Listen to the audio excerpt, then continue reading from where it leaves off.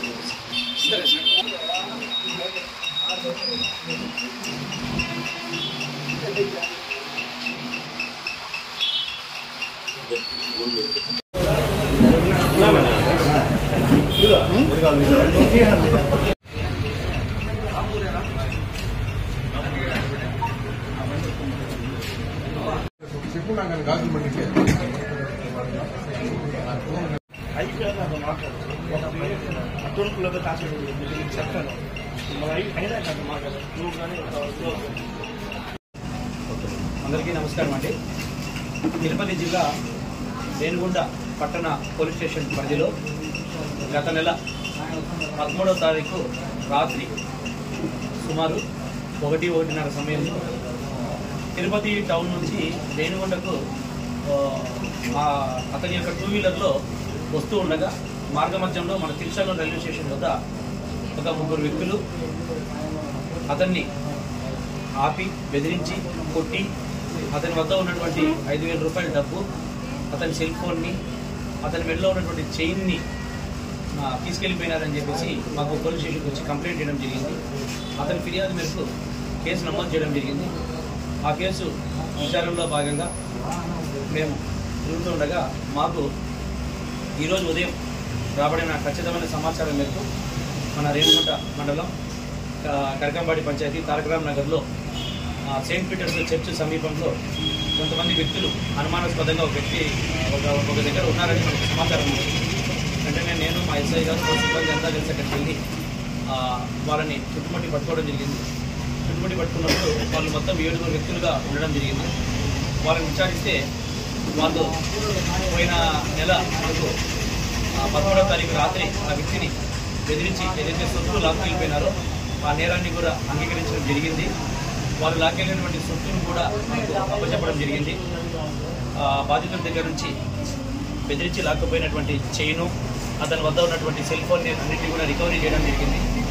తర్వాత వాళ్ళని విచారిస్తే మాకు తెలిసింది ఏంటంటే వాళ్ళు గత కొంతకాలంగా, అంటే చాలా రోజులుగా వీళ్ళు తిరుపతి టౌన్లో ఉంటూ వీళ్ళంతా కలిసి ఒక ఫ్రెండ్స్ సాయంత్రం పూట కలుస్తూ మద్యం సేవించి ఏదైనా సినిమాలకు వెళ్ళి సినిమాల నుంచి అయిపోయిన తర్వాత రాత్రిపూట ఎవరైనా తిరుగుతూ ఉంటే సింగిల్గా కానీ లేకపోతే ఎవరైనా డబుల్గా తిరుగుతూ ఉంటే ఏదైనా అవుట్స్కట్స్లో ఐసోలేటెడ్ ప్లేసెస్లో ఏదైనా తిరుగుతూ ఉంటే వాళ్ళని బెదిరించి వాళ్ళ వద్ద ఫోను, డబ్బులు ఇవన్నీ లాక్కొని పోతూ ఉన్నారు. ఇవే కాకుండా చైన్ స్నాచింగ్లు కూడా వీళ్ళు చేస్తూ ఉన్నారని చెప్పేసి మనకు విచారణలో తెలిసింది.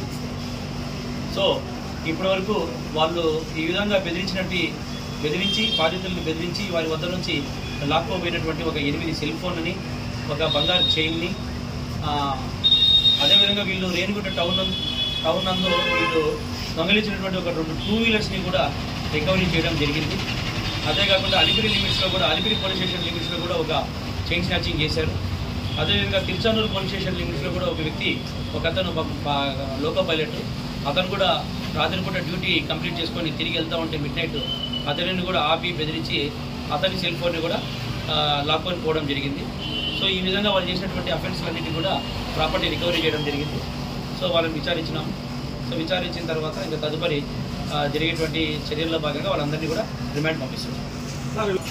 పిల్లల స్టూడెంట్స్ ప్రస్తుతానికి చదువుతూ ఉన్న వాళ్ళు ఎవరూ లేరు. వీళ్ళు చాలా మంది వరకు ఇంటర్మీడియట్ వరకు చదివి ఆపేసిన వాళ్ళు, 10th వరకు చదివి ఆపేసిన వాళ్ళు వీళ్ళంతా కూడా తిరుపతి.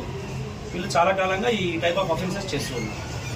అంటే ముఖ్యంగా రాత్రి పూట్ల ఎవరైనా సింగిల్గా పోతూ ఉంటే వాళ్ళని ఆపడము, బెదిరించడము, కొట్టడము, వాళ్ళ వద్ద ఫోన్ ఉంటే ఫోను, డబ్బులు ఉంటే డబ్బులు, ఏదైనా చైన్ ఉంటే చైన్ లాక్కోవడం జరుగుతూ ఉంది.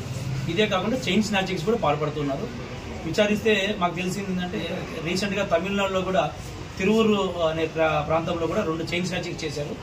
ఆ స్టేషన్ కేసులకు సంబంధించి కూడా గతంలో వీళ్ళు రిమాండ్కి పోయినారు. జైలు నుంచి రిలీజ్ అయ్యి వచ్చిన తర్వాత కూడా ఇటువంటి ఇన్సిడెంట్స్కి పాల్పడుతున్నారు.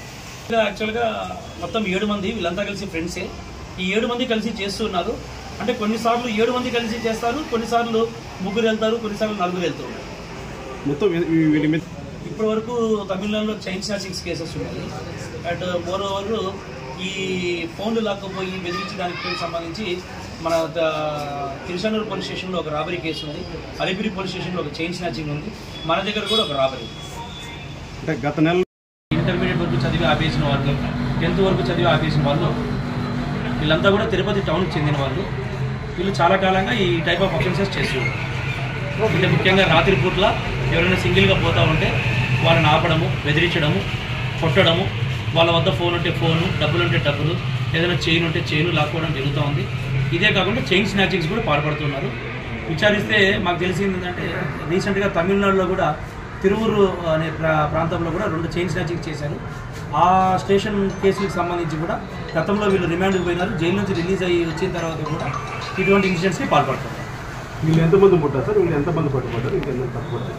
వీళ్ళు టోటల్గా యాక్చువల్గా మొత్తం 7 మంది వీళ్ళంతా కలిసి ఫ్రెండ్సే. ఈ 7 మంది కలిసి చేస్తున్నారు. అంటే కొన్నిసార్లు 7 మంది కలిసి చేస్తారు, కొన్నిసార్లు 3 వెళ్తారు, కొన్నిసార్లు 4 వెళ్తూ ఉంటారు. మొత్తం వీళ్ళ మీద ఎన్ని కేసులు ఉన్నాయి? ఇప్పటి వరకు తమిళనాడులో చైన్ స్నాచింగ్స్ కేసెస్ ఉన్నాయి. అండ్ మోర్ ఓవర్ ఈ ఫోన్లు లాక్కపోయి బెదిరించడానికి సంబంధించి మన తిరుచానూరు పోలీస్ స్టేషన్లో ఒక రాబరీ కేసు ఉంది, అలిపిరి పోలీస్ స్టేషన్లో ఒక చైన్ స్నాచింగ్ ఉంది, మన దగ్గర కూడా ఒక రాబరీ. గత నెలలో ఇక్కడ రైల్వే స్టేషన్ పరిధిలో కేసు జరిగింది. దానికి సంబంధించి రైల్వే స్టేషన్ పరిధిలో అంటే ఫ్లైఓవర్ పైన ఆల్రెడీ జరిగిందంటే మనం ముద్దాయిలు పట్టుకొని రిమాండ్ కూడా పంపించడం జరిగింది. వాళ్ళకి దీనికి సంబంధం లేదు. అది గతంలోనే మనం ఆ ముద్దాయిలు పట్టుకోవడం జరిగింది. వెంటనే 2 రోజులు